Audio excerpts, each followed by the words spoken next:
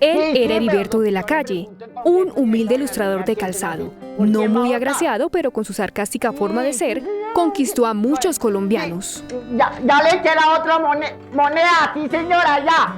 Acompañado de su caja, este personaje interpretado por el periodista Jaime Garzón, en cada entrevista no dejaba títere con cabeza. ¿Y usted si tiene pasado juicio? Pero bien, ¿Sí? claro. Así lo hizo con personajes de la política. Doctor Serva, a nombre del pueblo colombiano le agradezco muchísimo que haya perdido. Y sobre todo, prepárese porque usted muy seguramente es el próximo doctor presidente. Pero me tiene que ayudar. Pero solito, no mal acompañado. Jurado. Usted a ver si no se confunde y se cree una estrella de la televisión con toda esta huevonada, ¿no? Ya, doctor, no pasa nada. Y a usted no le da miedo que esta campaña también se le derrumbe como el relleno de Doña Juana y como el puente de la 93. ¿Quién se acuerda de las alcantarillas que nos robamos del barrio para poner allá al otro lado? Ay. Yo me acuerdo que usted era buenísimo para eso, hermano. Pero no me aviente aquí que yo no lo he aventado. El mundo del deporte no se escapó de sus preguntas. Vea lo que le hizo al chulito. Ya, ese chulito, ahorita se lo listo para eso. Eso es hilo, hombre. ¿A eso es qué? Hilo. ¿Hilo? ¿Cómo es hilo? Mire, verá, échale babita. Ah, sí. Ah, eso es un tejido. Sí. Ah, ¿Y ahora? no, ese quita así. Sí, así. El sistema informativo de Canal 1 presenta CMI Primera Emisión.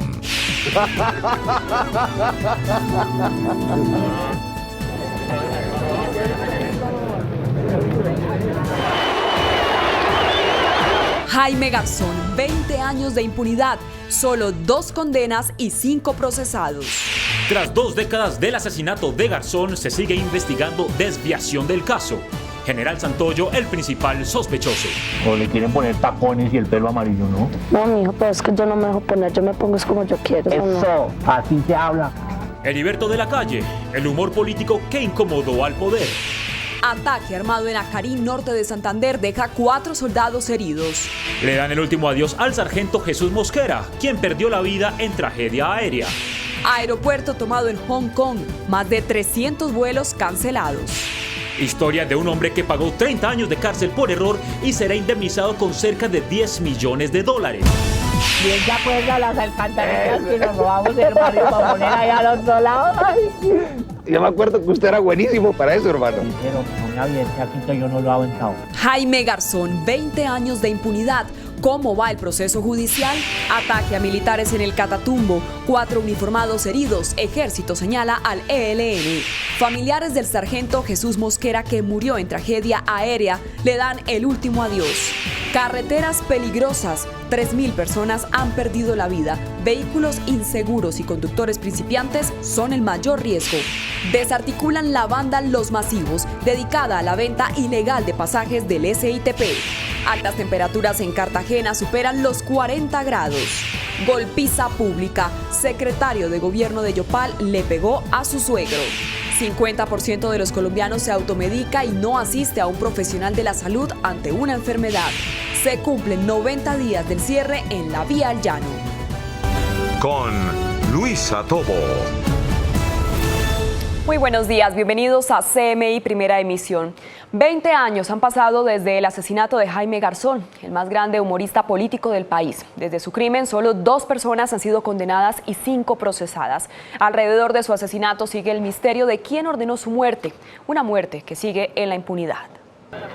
Tras 20 años de una investigación de la Fiscalía por la muerte de Jaime Garzón, los resultados dejan 2 condenas y varios interrogantes relacionados especialmente con una desviación de la investigación para proteger a los principales responsables del homicidio como determinadores. El primer condenado fue el fallecido ex jefe paramilitar Carlos Castaño, quien fue declarado culpable de participar en el crimen y fue sentenciado a pagar una condena de 38 años de prisión. Sin embargo, el expara no estuvo ni un día en la cárcel por el crimen. La segunda condena está relacionada con el ex subdirector del DAS, José Miguel Narváez, quien según una declaración del ex jefe paramilitar y narcotraficante, alias Don Berna, era la persona que le hablaba al oído a Carlos Castaño. Según Don Berna, Narváez tenía línea directa con Castaño y él habría sido la persona que le dio la idea a Castaño de asesinar a Garzón, a quien el ex subdirector del DAS tachaba como subversivo y colaborador de la guerrilla. Tras el crimen de Garzón, Narváez fue nombrado en el DAS, donde inició con el plan para desviar la investigación. Otra de las personas que tuvo un rol en la muerte de Garzón fue el coronel retirado Jorge Eliezer Plazas Acevedo, quien según dice la fiscalía fue la persona que hizo los seguimientos al periodista previo a su homicidio. Incluso el oficial habría entregado a los paramilitares un informe detallado con datos y movimientos del periodista. Este caso se encuentra a la espera de que un juez especializado emita un pronunciamiento. No obstante, la fiscalía y la procuraduría pidieron que el oficial sea condenado por el delito de homicidio. El cuarto vinculado al crimen es el general retirado Mauricio Santoyo, quien fue deportado este año por el gobierno de los Estados Unidos. La fiscalía lo escuchó en diligencia de declaración juramentada el pasado 26 de julio por presuntamente desviar la investigación de las autoridades. La situación jurídica de Santoyo frente a este caso aún no ha sido definida por la fiscalía. El también general retirado Rito Alejo del Río es mencionado en varias declaraciones de ser uno de los instigadores del crimen. Sin embargo, en este caso la fiscalía solo lo ha llamado a versión libre. El general actualmente fue dejado en libertad por la Jurisdicción Especial para la Paz. La polémica más reciente por el caso de Garzón se originó por una sentencia del Tribunal de Bogotá que decidió no declarar el caso como de lesa humanidad, es decir, que el proceso podría prescribir sin que se emitan nuevas condenas sobre más implicados, lo que para los abogados de la familia de Garzón dejaría el caso en la impunidad. Militares y paramilitares siguen en la sombra tras el crimen de Jaime Garzón, una alianza criminal que le quitó la risa a un hombre que también fue un gran gestor de la paz. La escena del crimen fue alterada. Nunca se hizo nada por resguardarla. Se recogieron los videos de seguridad de toda la zona y nunca aparecieron.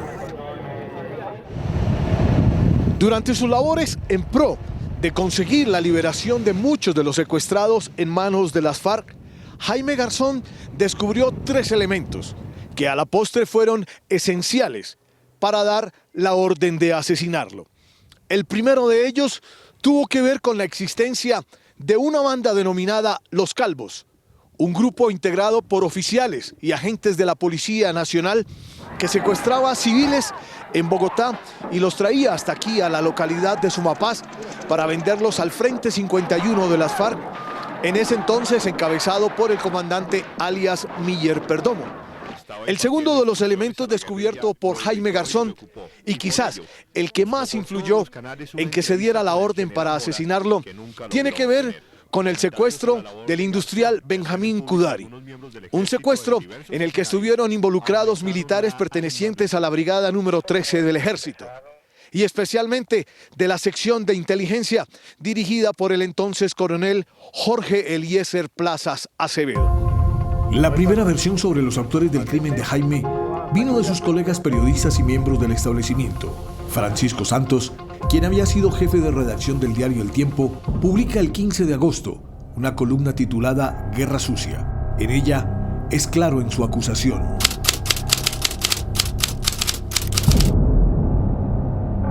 En el 2004, la justicia da una nueva hipótesis y acusa al comandante de los grupos paramilitares Carlos Castaño del crimen.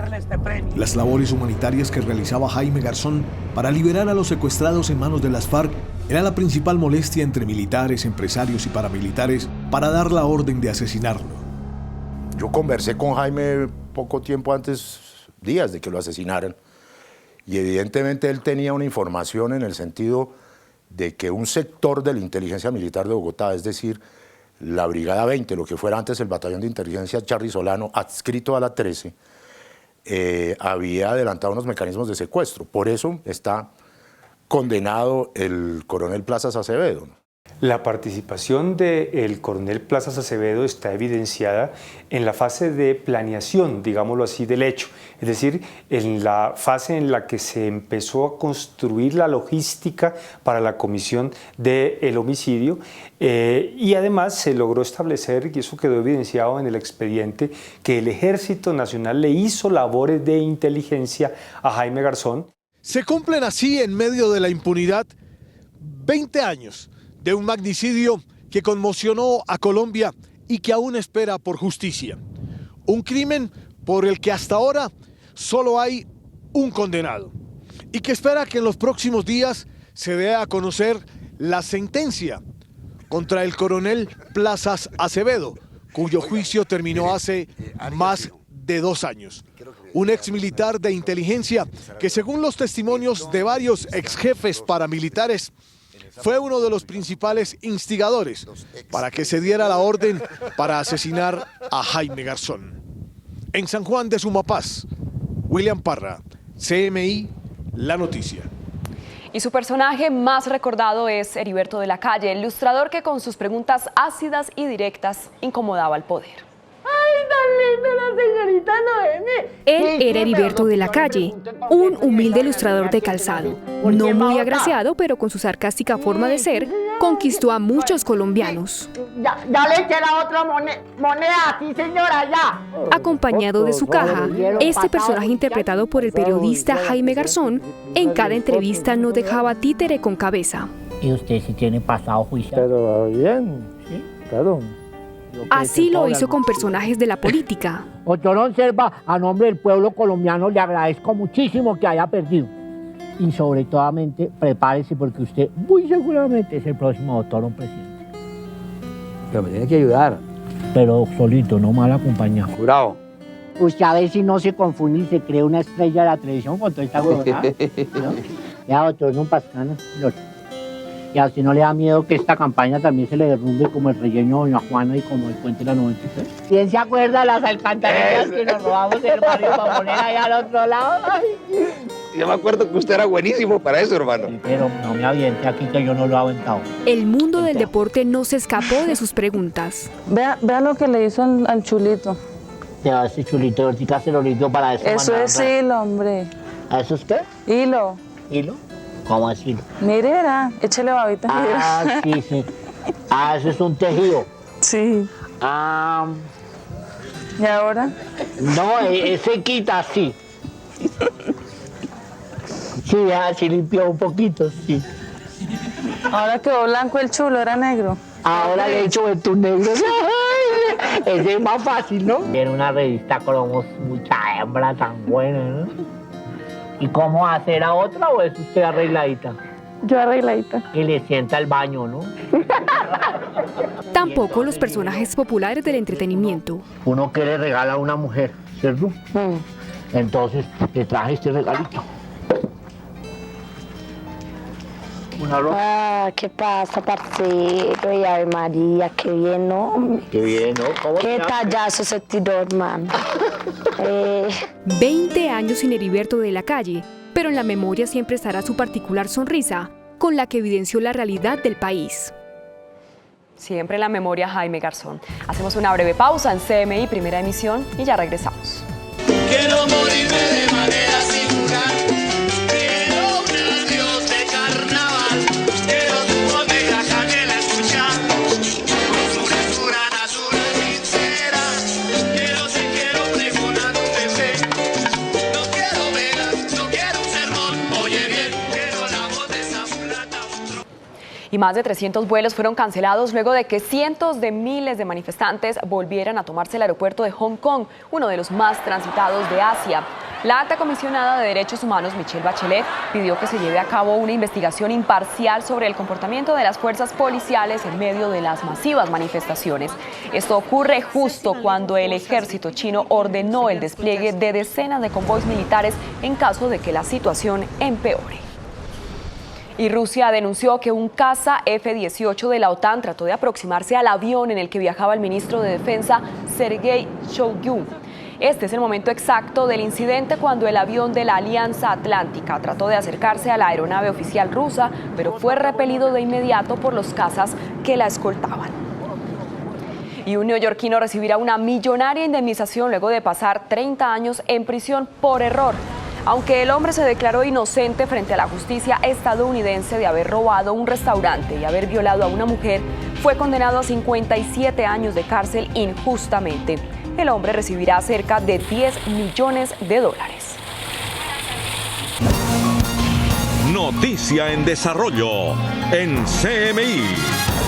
Seguimos en CMI Primera Emisión. 4 militares resultaron heridos en un ataque con explosivos en la región del Catatumbo. El atentado ocurrió en el municipio de Acarí, norte de Santander, donde un grupo de soldados fueron atacados con cilindros bomba y ráfagas de fusil. Los heridos fueron trasladados al hospital de Ocaña. El ejército responsabiliza a la guerrilla del ELN como responsable de este ataque. Y 20 años han pasado desde el asesinato de Jaime Garzón, el más grande humorista político del país. Desde su crimen, solo 2 personas han sido condenadas y 5 procesadas. Alrededor de su asesinato sigue el misterio de quién ordenó su muerte, una muerte que sigue en la impunidad. Tras 20 años de una investigación de la Fiscalía por la muerte de Jaime Garzón, los resultados dejan 2 condenas y varios interrogantes relacionados especialmente con una desviación de la investigación para proteger a los principales responsables del homicidio como determinadores. El primer condenado fue el fallecido ex jefe paramilitar Carlos Castaño, quien fue declarado culpable de participar en el crimen y fue sentenciado a pagar una condena de 38 años de prisión. Sin embargo, el expara no estuvo ni un día en la cárcel por el crimen. La segunda condena está relacionada con el ex subdirector del DAS, José Miguel Narváez, quien según una declaración del ex jefe paramilitar y narcotraficante alias Don Berna, era la persona que le hablaba al oído a Carlos Castaño. Según Don Berna, Narváez tenía línea directa con Castaño y él habría sido la persona que le dio la idea a Castaño de asesinar a Garzón, a quien el ex subdirector del DAS tachaba como subversivo y colaborador de la guerrilla. Tras el crimen de Garzón, Narváez fue nombrado en el DAS, donde inició con el plan para desviar la investigación. Otra de las personas que tuvo un rol en la muerte de Garzón fue el coronel retirado Jorge Eliezer Plazas Acevedo, quien según dice la Fiscalía, fue la persona que hizo los seguimientos al periodista previo a su homicidio. Incluso el oficial habría entregado a los paramilitares un informe detallado con datos y movimientos del periodista. Este caso se encuentra a la espera de que un juez especializado emita un pronunciamiento, no obstante la Fiscalía y la Procuraduría pidieron que el oficial sea condenado por el delito de homicidio. El cuarto vinculado al crimen es el general retirado Mauricio Santoyo, quien fue deportado este año por el gobierno de los Estados Unidos. La Fiscalía lo escuchó en diligencia de declaración juramentada el pasado 26 de julio por presuntamente desviar la investigación de las autoridades. La situación jurídica de Santoyo frente a este caso aún no ha sido definida por la Fiscalía. El también general retirado Rito Alejo del Río es mencionado en varias declaraciones de ser uno de los instigadores del crimen. Sin embargo, en este caso la Fiscalía solo lo ha llamado a versión libre. El general actualmente fue dejado en libertad por la Jurisdicción Especial para la Paz. La polémica más reciente por el caso de Garzón se originó por una sentencia del Tribunal de Bogotá que decidió no declarar el caso como de lesa humanidad, es decir, que el proceso podría prescribir sin que se emitan nuevas condenas sobre más implicados, lo que para los abogados de la familia de Garzón dejaría el caso en la impunidad. Y hoy será despedido con honores en Río Negro, Antioquia, el sargento Jesús Mosquera, uno de los fallecidos en la exhibición aérea del cierre de la Feria de las Flores. Frente a este accidente siguen creciendo las dudas por el corte en la soga. Yusi Chaparro con el reporte. Yusi, buenas tardes. Hola Luisa, buenas tardes. Los familiares, exactamente el papá de este sargento de la Fuerza Aérea, cuestiona sobre la seguridad que tenían en el momento de hacer esta exhibición y en medio del dolor exige respuestas, explicaciones para que le digan y determinen cuáles fueron las causas de este incidente. Para la familia del sargento Jesús Mosquera, su trágica muerte se resume en 5 palabras. Yo siento impotencia, de ayer para acá siento impotencia, siento una amargura y un odio y un profundo dolor. Y siento una rabia.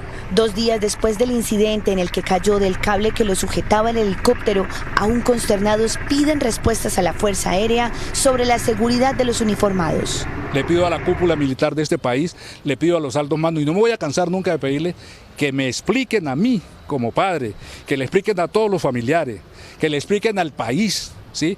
¿Por qué mandaron al hijo mío en estas condiciones? El sargento Mosquera, de 40 años, además de pertenecer a la Fuerza Aérea, cursaba 10º semestre de Derecho en la Universidad Católica de Oriente. Su padre denunció que habría sufrido también presuntas presiones en la institución. Las exequias del uniformado se cumplirán hoy a las 4 de la tarde en Río Negro. El suboficial Sebastián Gamboa fue trasladado esta mañana a Cundinamarca. Bueno, y también hay que decir que esta exhibición a través de una soga atada a un helicóptero se llama técnicamente SPY. La Fuerza Aérea explicó en qué consiste y cuáles son las medidas de seguridad que se toman al practicarla. Por sus siglas en inglés, la maniobra SPY significa Special Patrol Insertion Extraction. Fue diseñada en 1960 por comandos de la primera compañía de reconocimiento de los Marines de Estados Unidos. Después de un año de exigentes pruebas, fue certificada para la introducción o retiro rápido de comandos en zonas de combate de difícil acceso o donde no hay opción de aterrizar. Esta maniobra, que hace parte de la instrucción de comandos especiales de la Fuerza Aérea, se emplea casi que a diario para salvar la vida de personal militar y civil en todo el país. La soga elaborada de nylon y algodón puede resistir hasta 9.000 kilos de peso, tiene una extensión de 50 metros y tiene incrustados en su estructura unos grilletes de acero fijos en los que los comandos se conectan con su arnés y su autoseguro. Cada uno lleva un arnés integral con una línea de seguridad y un mosquetón que a su vez se engancha a un anillo D insertado en la cuerda SPY. Dentro de las técnicas de suspensión con cuerdas en helicóptero, el SPY es la maniobra que mayor estabilidad y seguridad ofrece a los comandos. Las autoridades evalúan todas las hipótesis y analizan cuadro a cuadro cada imagen para determinar si algún agente externo pudo haber cortado la soga en su recorrido entre el helicóptero y los dos hombres de la Fuerza Aérea Colombiana. Y en otras noticias de Medellín, a las 12:07 del mediodía, luego de 2 días del trágico accidente en el que un carro cayó al vacío desde un piso cuarto de un parqueadero en un edificio del occidente de Medellín, en la unidad de cuidados especiales del Hospital Infantil de la ciudad se recupera la niña de 13 años. Los médicos justamente entregaron el balance de cómo evoluciona esta niña. Dicen que se ha intervenido parte de las lesiones que sufrió en su cráneo, también las contusiones en los tejidos blandos como el hígado debido al alto impacto tras caer de este edificio, pero que se espera que en los próximos días sea dada de alta. Entre tanto, hay también consternación, pues recordemos que en este accidente murió una mujer y su hija también menor de edad. Esto desde Medellín, Yusi Chaparro, CMI La Noticia. Feliz tarde. Feliz tarde, Yusi, gracias. Y más del 50% de los colombianos se automedica y no acuden a profesionales de la salud a la hora de padecer una enfermedad. Así lo reveló una encuesta de la Asociación Colombiana de Dermatología. La encuesta fue realizada a 1.000 personas de las ciudades principales de Colombia. Esta reveló que para automedicarse, el 61% acude a la droguería, 49% recomendado por un conocido, 33% a través de internet y 15% por anuncios publicitarios. Más del 50% o se automedican, o van al farmacéutico, o buscan por internet. A esto se suma que 5 de cada 10 colombianos, a la hora de estar enfermo, no acude al profesional médico. Esteticistas, el farmacéutico, ¿sí?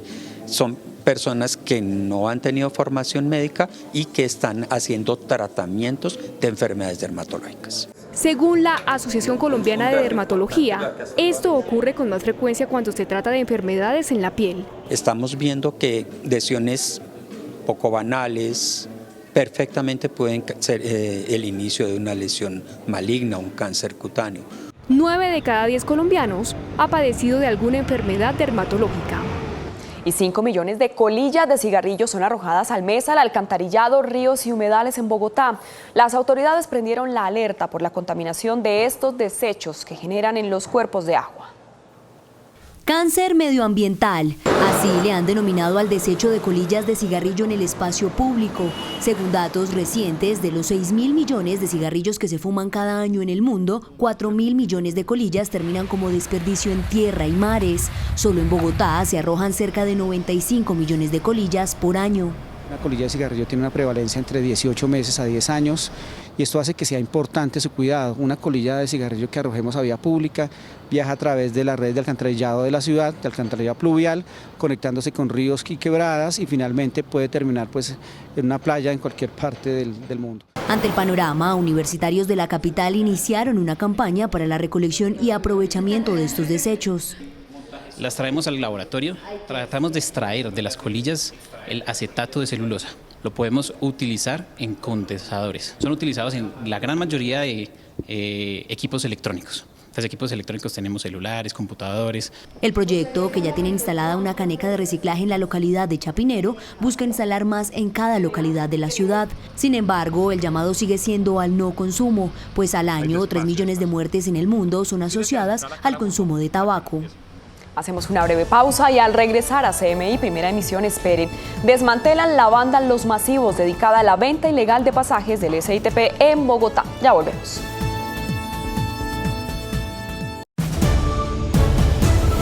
Continuamos en CMI Primera Emisión. Fueron incautadas 1.900 tarjetas Tu Llave que eran utilizadas ilegalmente para la reventa de pasajes del SITP en Bogotá. La banda estaba integrada por 14 personas que portaban estas tarjetas y escondían 9.500.000 pesos en cajones y tarros de ambientadores. Hasta por 1.800 pesos, estos delincuentes vendían los pasajes del SITP por medio de las tarjetas Tu Llave personalizadas. La estafa estaba evidenciada en el uso ilegal de los subsidios que tiene cada tarjeta, pues con más de 1.000 de estas, los sujetos aprovechaban los transbordos que valen 200 pesos para cobrarlos como un pasaje normal. Ellos lo que hacían es que rotaban las tarjetas, a la tarjeta se le cargaba 0 porque estaba dentro de la ventana de tiempo para el transbordo, pero al usuario le cobraban la tarifa plena. La banda, denominada Los Masivos, habrían adquirido estas Tu Llave por medio de familiares, amigos y conocidos. ¿Cuántas tarjetas quedaron con el 15? 15. Bueno, esos son 75.000 por ganancia, sí, sin contar los 100 pesos. Entonces, deme 60 y su merced coge 16.000 de turno, ¿sí? Este tipo de modalidad no es un beneficio social, esto es un delito que está desfalcando las finanzas de los bogotanos, porque lo que estamos haciendo con esa compra es fortalecer una actividad criminal que está generando una afectación a las finanzas del sistema Transmilenio. Por este actuar delictivo, el sistema deja de recibir 9.650 millones de pesos al año, pues en tan solo 90 minutos los sujetos le obtienen a la tarjeta una ganancia de 200.000 pesos. ¿Pero por qué algunos ciudadanos prefieren comprar estos pasajes? Porque muchas veces la gente está en un sitio, entonces no encuentra un pasaje, entonces está encontrando a la mano pues un pasaje. Creería que es porque se consigue más económico, sin embargo, esto es un tema de educación. Nosotros no estamos realmente acostumbrados a ser honestos. Llega mucha gente que le olvida su tarjeta y todo eso. Ante estas reacciones, Transmilenio recordó que todas las personas tienen 2 pasajes a crédito. Las tarjetas personalizadas tienen 2 viajes a crédito. Entonces, si no tienen en la mañana dónde recargar, personalicen su tarjeta y Transmilenio les fía los primeros 2 viajes. Autoridades aseguraron que continúan con las investigaciones, pues ya hay denuncias por esta reventa de pasajes en zonas de Bogotá como Galerías, Puente Aranda y la avenida Las Américas. Y la ley de la empanada, sancionada por el presidente Iván Duque, no ha sido bien recibida por los vendedores informales. Afirman que no están dispuestos a pagar por el uso del espacio público y que no pueden dejar de trabajar para asistir a cursos en el SENA. La Ley 1988 de 2019, más conocida como la Ley de la Empanada, busca que tanto los compradores como los vendedores de empanadas y de otros productos que son comercializados en espacios públicos paguen por el uso de ese espacio y empiecen a ahorrar para su pensión. Sin embargo, los vendedores rechazan esta medida. Nos van a reubicar y si nos reubican en un sitio muerto, entonces los clientes que tenemos nosotros, ¿en dónde los dejamos? O sea, me parece que a la medida en sí tiene algo bueno, pero le falta complementar muchas cosas. La disposición fue sancionada por el jefe de Estado el pasado 2 de agosto y obliga al gobierno a que en un plazo de 12 meses elabore, formule e implemente la mencionada política pública. Nosotros ya acá tenemos nuestro punto, ya tenemos nuestra clientela y nos irían a reubicar en puntos muertos, o sea que iríamos a afectarnos por los 2 lados. En la ley se contempla el desarrollo de programas de capacitación a vendedores informales en diversas artes a través del SENA. Tenaz porque uno paga arriendo en la casa, tiene compromisos y si lo mandan 8 horas, entonces ¿quién va a venir a vender acá, a trabajar acá? Pues no estoy de acuerdo porque si nos tocaría ponernos a estudiar y eso, el tiempo de nosotros acá es en la mañana y no tendríamos cómo venir a trabajar. Inicialmente esta ley buscaba evitar las multas que recibieron algunos compradores y vendedores de empanadas en el país, pero se fue modificando poco a poco. Y hoy se cumplen 90 días del cierre en la vía Bogotá-Villavicencio. A pesar de que la remoción de material en el kilómetro 58 avanza positivamente, aún no se define la apertura de esta carretera. A pesar de que la ministra de Transporte dio un tiempo estimado de apertura de la vía al llano de 3 meses, a la fecha no ha sido posible dar paso en el kilómetro 58. 25.000 metros cúbicos de material que cayeron sobre la vía ya fueron removidos. Sin embargo, las condiciones de seguridad no son óptimas para paso de vehículos. El riesgo seguiría latente, tanto para los transeúntes como para las personas que laboren, digamos, allí en la estabilidad de este talud. La remoción de material, que ya cuenta con un avance del 98% y que se espera que culmine esta semana, sería el primer paso que se cumpliría. Siguiente a esto, se procederá a instalar unas barreras de protección en el costado de la vía para retener las piedras que puedan seguir cayendo de la montaña. Y la Secretaría de Salud de Cartagena hace un llamado a la ciudadanía para que implementen medidas de protección por las altas temperaturas. La sensación térmica en la ciudad supera los 43 grados. Tatiana Rodríguez con el deporte. Tatiana, buenas tardes. Hola Luisa, televidentes. Usar bloqueador solar, hidratarse mucho y no exponerse al sol, especialmente en el mediodía, son algunas de las recomendaciones que ha entregado la Secretaría de Salud para no sufrir complicaciones por las altas temperaturas. Desesperados, así se encuentran cartageneros y turistas que visitan por estos días la capital de Bolívar por las fuertes temperaturas que se registran en esta zona del país y que se extenderá hasta el mes de septiembre. Llevo apenas 20 minutos caminando y ya no doy más, está súper fuerte. Hace mucho calor, el otro día tuvimos que irnos a Playa Blanca porque hacía un calor tremendo. Debido a eso, la Secretaría de Salud hizo un llamado a la ciudadanía a seguir varias recomendaciones para evitar afectaciones en la salud. Siempre recuerden que tienen que estar con algún cubrimiento o algún protector solar y que tienen que hidratarse adecuadamente. Asimismo, dio a conocer cuáles son las señales de alerta para solicitar la asistencia médica.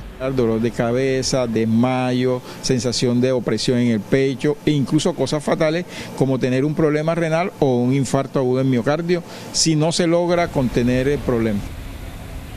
Y en otras noticias, hoy se adelanta la audiencia preparatoria para el juicio oral de Liliana Campo, alias La Madán. Cabe recordar que en días pasados el abogado de los familiares, también detenidos, presentó un recurso para la preclusión del proceso, pero este fue negado. Es por el momento toda la información desde Cartagena, informó Tatiana Rodríguez para CMI La Noticia. Tatiana, gracias. Hacemos una breve pausa en CMI Primera Emisión y al regresar espere. Más de 3.000 personas han muerto en accidentes viales durante este año en el país. Ya regresamos.